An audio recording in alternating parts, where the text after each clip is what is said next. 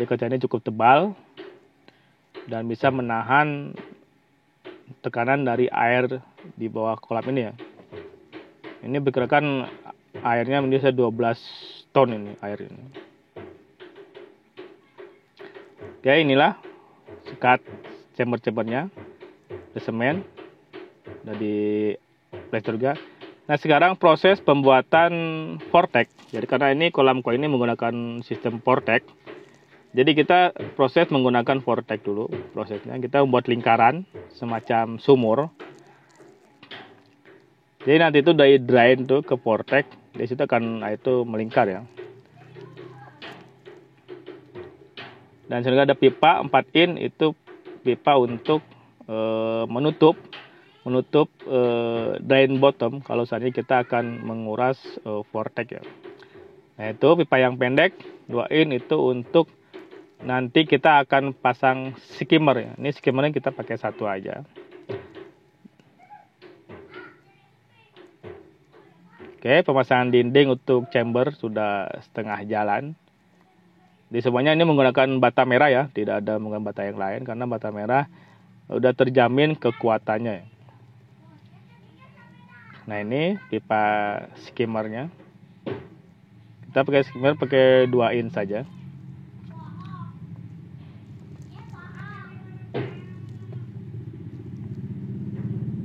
Nah,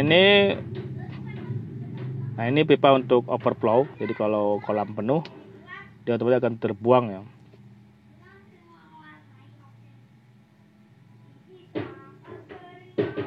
Ini lingkaran vortex sekitar 65 cm lah diameternya ya. Jadi lumayan bisa seandainya orang ke bawah untuk cek lebar. Ini juga nih, ini tutup untuk drain bottom ya. Jadi kalau kita akan mengulas vortex, itu drain bottom kita lepas. Untuk kita udah selesai, kita akan tutup kembali. Dan di bawah juga kita pasang pipa 4 in untuk air masuk ke dalam chamber selanjutnya atau chamber nomor 2. Oke, tempat kaca udah kita buka, kayu-kayunya kita karena udah kuat. Nah, dinding chamber juga udah selesai kita pasang bata-batanya. Lalu di atasnya kita kasih besi lagi. Dan juga ini vortex sudah selesai ya pembuatannya, sudah tinggi. Ini tingginya 150 cm lah. Jadi 1,5 meter ya tinggi juga. Ini di atasnya kasih besi lagi buat perkuat. Itu ada pipa-pipa, itu pipanya untuk aerator ya atau gelembung udara. Jadi ini di tiap chamber ada aeratornya ya atau ada gelembung udaranya. Jadi biar si oksigen di kolam itu terjaga dengan baik.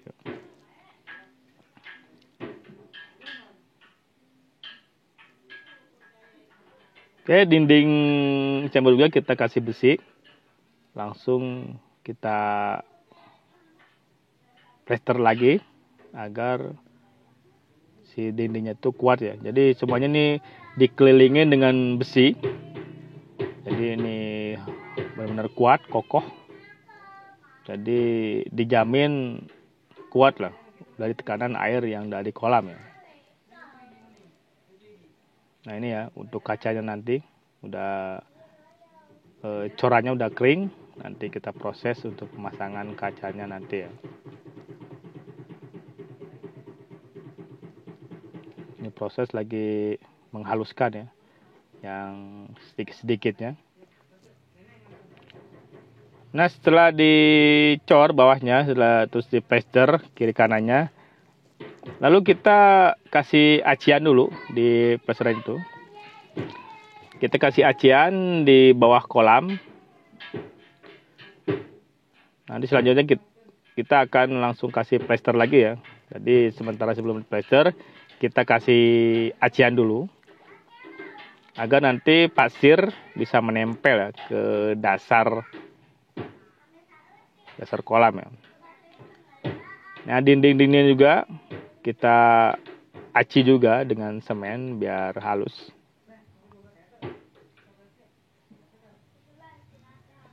Jadi semuanya sekelilingnya kita aci semuanya.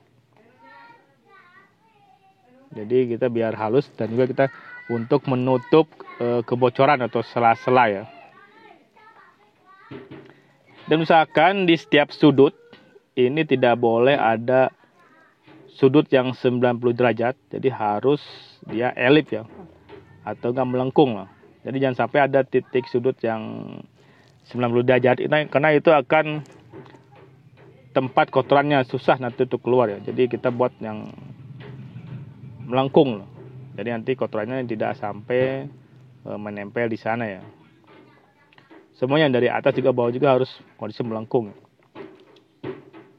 Nah ini vortex udah jadi. Ini chamber-chamber P4 chamber ya. Ini rencana kita akan menggunakan sistem keramik, skat keramik. Tidak menggunakan sistem paralon atau sistem angsa. Karena kalau sistem keramik, pertama pembuatannya lebih simple. Yang kedua juga ruangan di dalam chamber lebih luas ya. Beda dengan yang sistem angsa. Kalau angsa ruangan sempit ya, karena ada paralon yang menghalanginya. Tapi kalau sistem keramik akan lebih leluasa untuk menyimpan filter-filternya lah, atau media-medianya ya.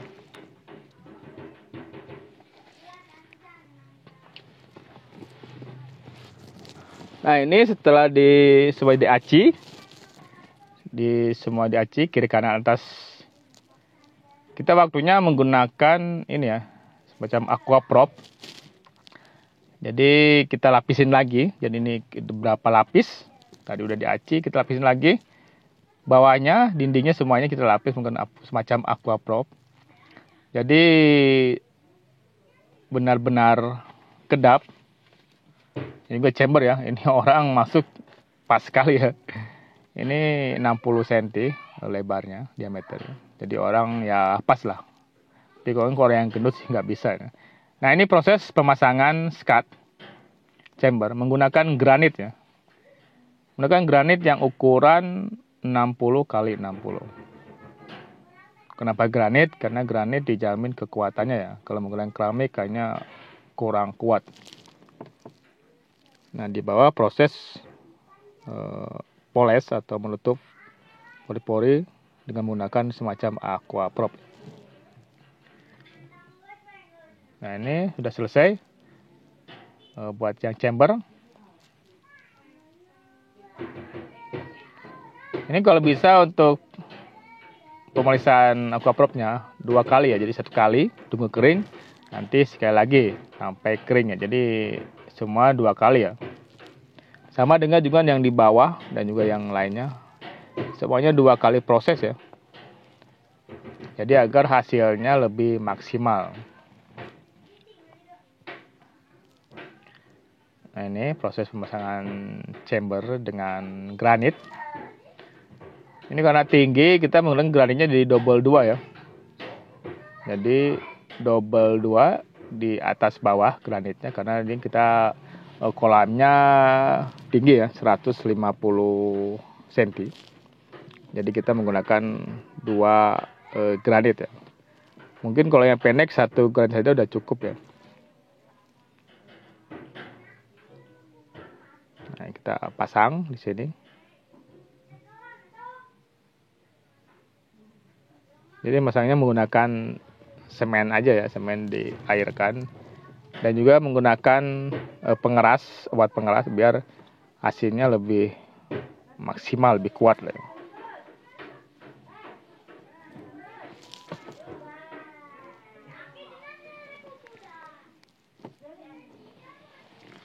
Ini lebar chambernya 65. Jadi termasuk luas untuk chamber ukuran koi. Jadi orang ke dalam nggak terlalu sempit ya.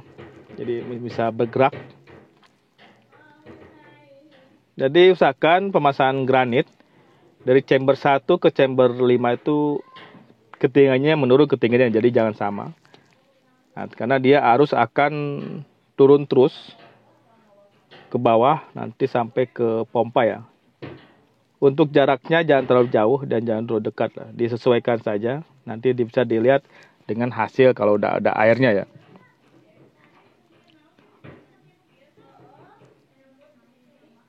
Jadi di ruang chamber juga kita kasih aquaprop biar lebih bagus lagi hasilnya.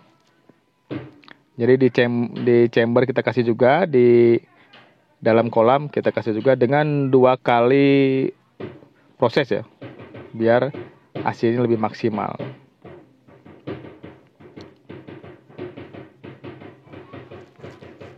Nah ini masih proses, ini baru sekitar 70% lah.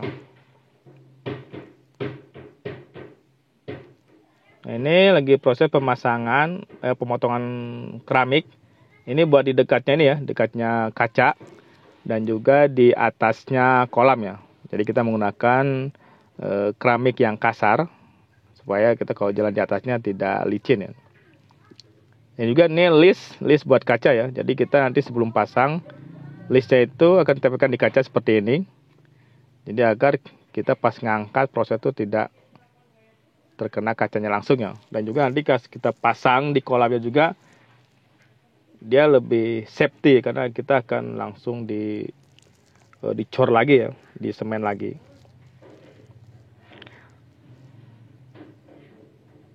Dan ini list-listnya bisa menggunakan list U ataupun list L ya. Nah, ini hasilnya ya. Jadi hasilnya semuanya kita list kelilingnya sebelum kita pasang ke tempat pemasangan kacanya nanti ya.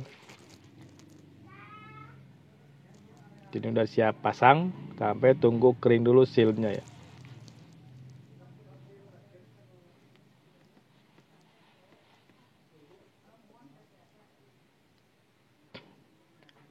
Oke, ini setelah kering sealnya kita proses pemasangan kaca ya.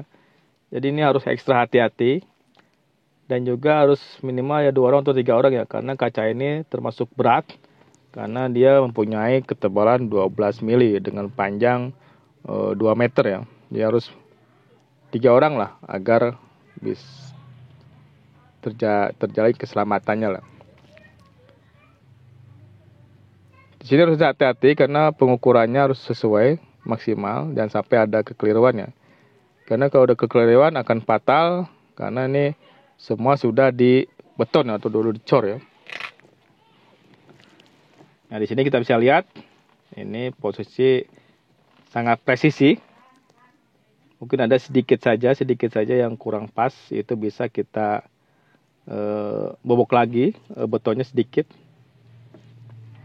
Jadi kita cek dulu mana yang kira-kira terlalu lebar atau terlalu tinggi corannya, nanti kita akan bobok di situ ya.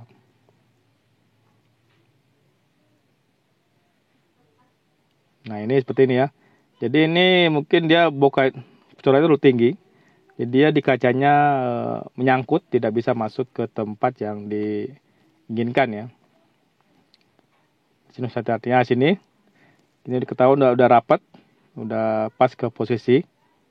Jadi udah kelihatan rapi ya. Nanti udah gini nanti kita akan kasih semen lagi untuk supaya lebih memperkuat si kacanya nempel di corannya tersebut ya. Jadi sebelum ini kita persiapkan dulu seperti paku untuk menahan ya, paku dan semacam buat kita bacoran ya, paku dan kawat. Nah sebelum kita dikasih sealant dulu di atas sekelilingnya agar tertutup celah-celah nanti agar itu air itu tidak masuk ke dalam ya.